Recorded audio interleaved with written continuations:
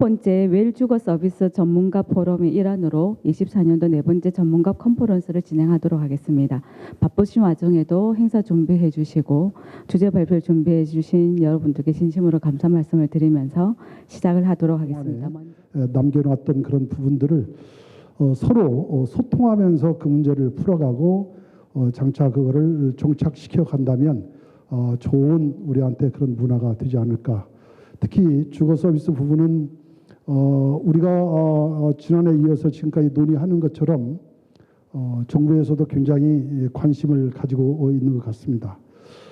지난달에 이 장관 간담회를 비롯해서 국회의원 여러 차례 만나서 얘기를 하다가 보니까 역시 이제 이 서비스에 관한 것들을 많이 일깨우고 있고 정책적으로 어떻게 그걸 도입할 것인가라고는 고민도 또 하고 있습니다.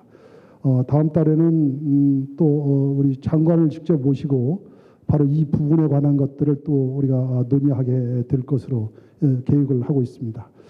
아무쪼록 오늘 좋은 기술 기반들이 잘 간추려지고 또 그것이 지역 커뮤니티와 어떻게 연결될 것인가라고 하는 것들을 고민을 더 해주시면 실체화돼서 실사구시화해 나가는 데에 커다란 도움이 되지 않을까 이런 생각을 합니다.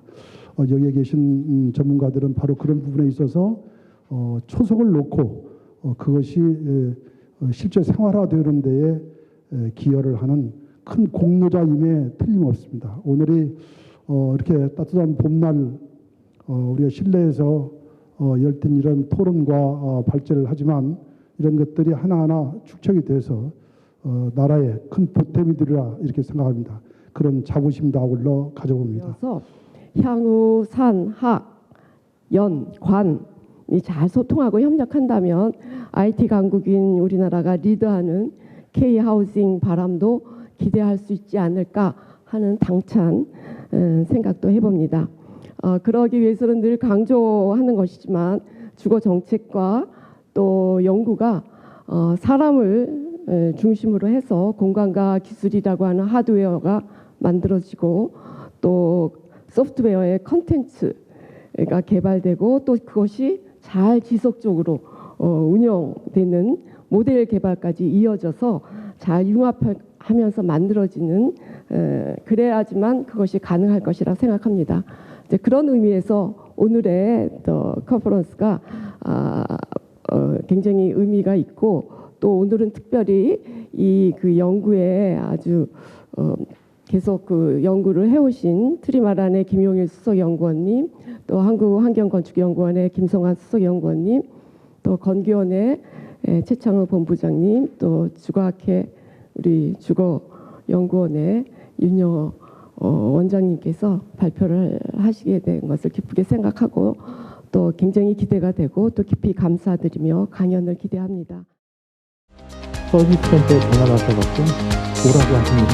기술자를 그냥 뺐다가 꼽으면 끝나는 문제를 그분을 요청을 합니다.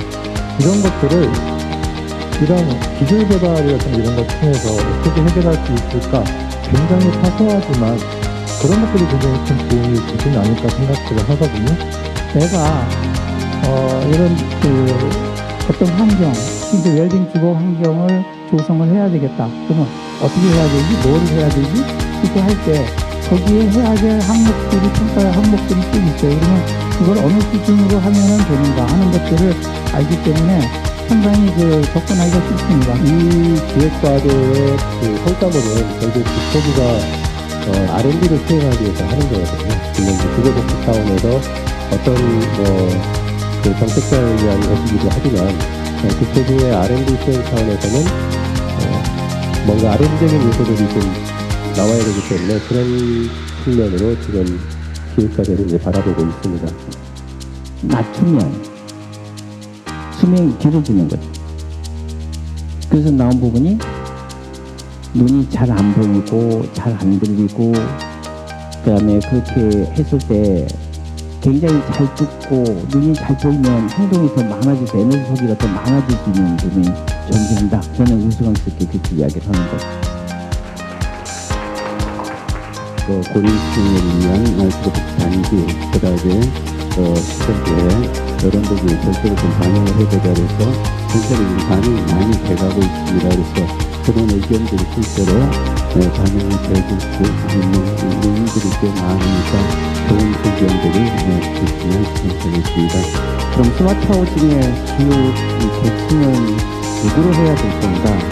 라고 하는 부분이 가장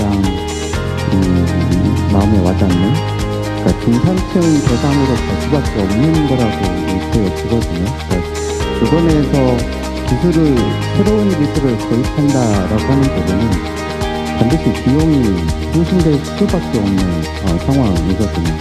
비용도 좀 수월한다거나 그런 여러 가지 어떤 선택 옵션이랄까요? 선택적 그런 이 또한 이제 고객들이 나는 이 서비스가 필요해 라고 하면은 그 옵션을 설치하는 거고, 필요하지 않은데 이 집에 설치해서 무조건 비용을 내야 된다고 하면은 오히려 좀 문제가 있다고 보거든요.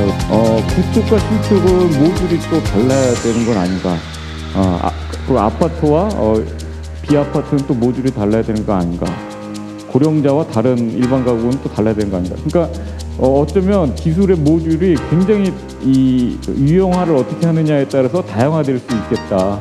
뭐 그런 생각으로까지 좀 이렇게 전개가 되더라고요. 초반 단계부터 좀 많이 집중하면 어떨까라는 생각을 했습니다. 그 이유는 사실 기본 서비스는 우리가 인지하지 못하고 넘어가는 경우가 많거든요. 그렇기 때문에 오히려 인지할 수 있는 그런 서비스를 통해서 만족도 향상을 조금 더 이렇게 궁극적으로 이뤄내면 어떨까라는 생각을 했고요. 이 연구의 어떤 성과가 어떻게 영향을 미칠 것인가를 훨씬 더 저 같은 기술을 잘 모르는 사람들도 잘 느끼고, 결국 내 삶을 이렇게 바꿔주겠다는 거구나, 바꿀 수 있다는 거구나 하는 것을 훨씬 더 잘, 그리고 또 격이라는 점에서 내 삶의 품격이 높아지겠구나 하는 것들을 잘 느낄 수 있지 않을까, 그런 생각을 해보았습니다.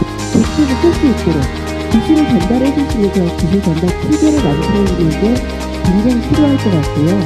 지금 현재의 시장으로 본다면 공급자 중심, 기술자 중심의 그 시장에 또 다른 어려움이나 전문가들이 좀 필요할 것 같고, 이것들에 대한 연구들도 좀 실질적으로 가져오고 당기는 게 어떻겠냐라는 좀 고민을 해봤고요.